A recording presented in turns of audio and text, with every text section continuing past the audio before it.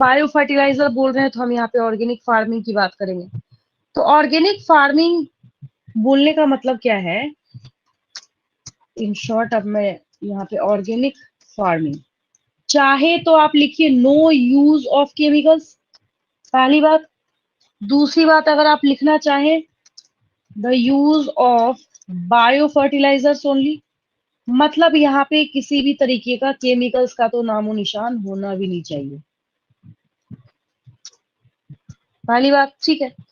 अब तुरंत क्विक अगर मैं आपको याद दिलाऊं यहाँ पे, तो जो सोर्स है यहाँ पे, ऐसे हम लोग करते हैं main source of bio fertiliser, आर कर दीजिए, फर्टिलाइजर्स कर ही दिया। आपको पता है बैक्टीरिया, ठीक है, फंजाई, फंजाई, साइनोबैक्टीरिया, नोस्टोकैनाबिना वगैरह सब पढ़ते थे ना। तो ये सब को हम क्या कर रहे हैं, सोर्स बना के हम लोग इस्तेमाल कर रहे हैं यहाँ पे, ठीक है।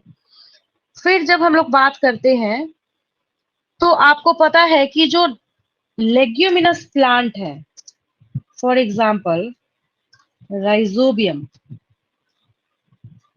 Rhizobium are associated with the roots of leguminous plants।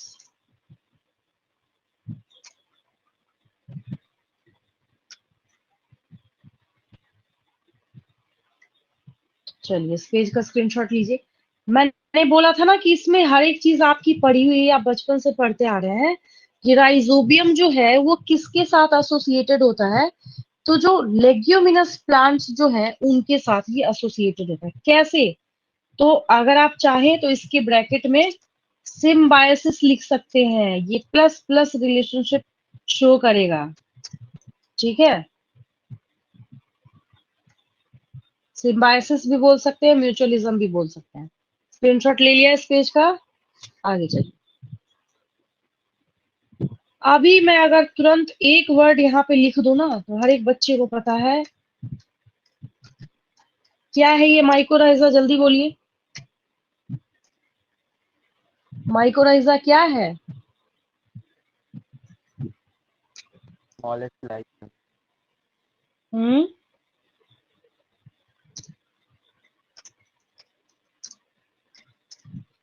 आप जो शुरू से पढ़ते आ रहे हैं ना, वो आपने पढ़ा है fungi plus roots of higher plants, याद आया?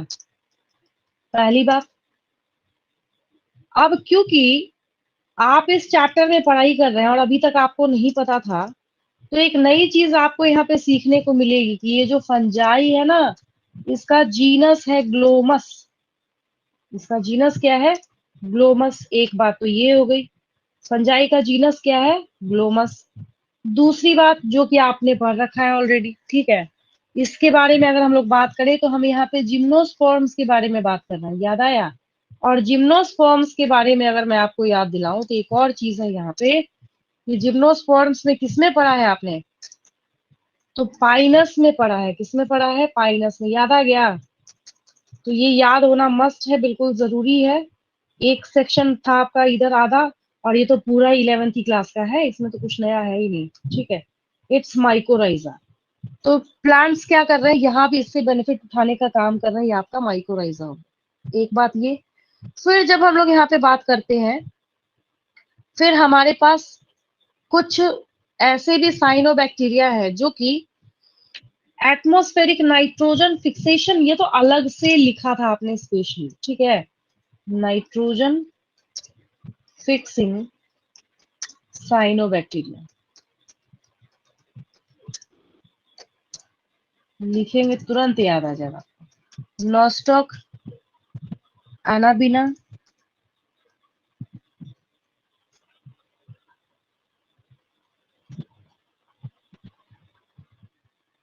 And Oscillatoria.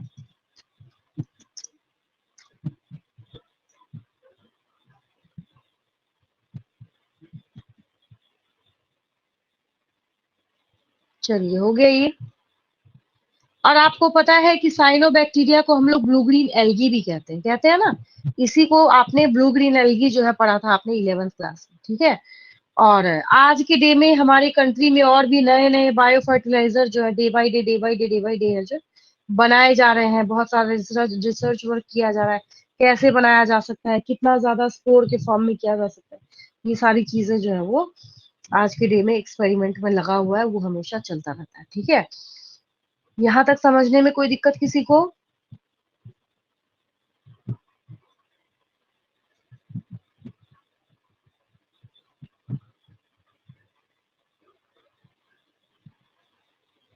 यहाँ तक क्लियर है बिल्कुल?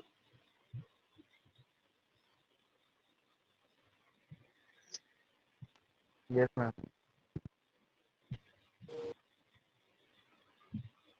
इस चैप्टर को एक बार थोरोली पढ़ेंगे बहुत ध्यान से, लाइन बाय लाइन।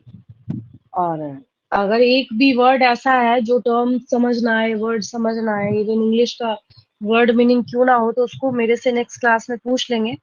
और फर्स्ट टाइम पिछली क्लास में हमने हमने इस चैप्टर को स्टार्ट करा था, या उसकी पिछली क्लास में? नहीं, आई थिंक हाँ, 2 लेक्चर, ये थर्ड, तीसरा आज है। 3 लेक्चर में हमने इस चैप्टर को ओवर किया है, ठीक है। अच्छा खासा बहुत ज्यादा कंटेंट है इसमें, बहुत ज्यादा कंटेंट है। इसलिए थोड़ा ध्यान से देखेंगे, कोई डाउट होगा तो मेरे से नेक्स्ट क्लास में पूछ लेंगे।